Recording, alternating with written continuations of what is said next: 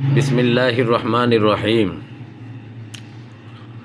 হেফাজতে ইসলাম বাংলাদেশ ধানমন্ডি থানা শাখার উদ্যোগে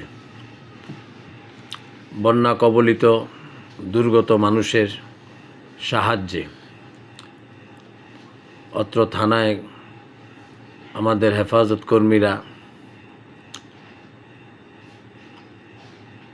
কাজ করে যাচ্ছেন।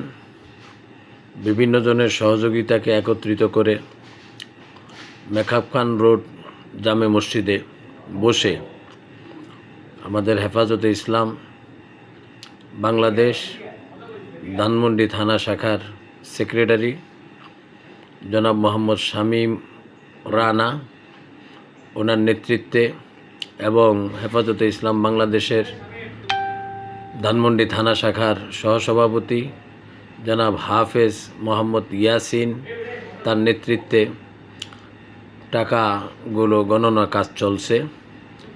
হেফাজতের কর্মী ভাইরা যারা বন্যা কবলিত দুর্গত মানুষের সাহায্যে এই অক্লান্ত পরিশ্রম করেছেন, আল্লাহ তাআলা ওনাদেরকে জাযায়ে খায়ের দান করুক এবং আমাদের এই বন্যা দুর্গত মানুষের সাহায্যের এই কাজ আজকেই সীমাবদ্ধ নয়, এটা চলমান থাকবে।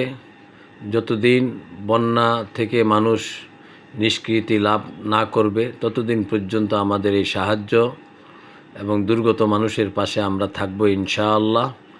এলাকাবাসী যারা সহযোগিতা করেছেন, আল্লাহ তাআলা ওনাদের হায়াতের মধ্যে রিজিকের মধ্যে বরকত দান করুক। আমরা আমিন বলি, সবাই আমিন। আল্লাহ কবুল করুক।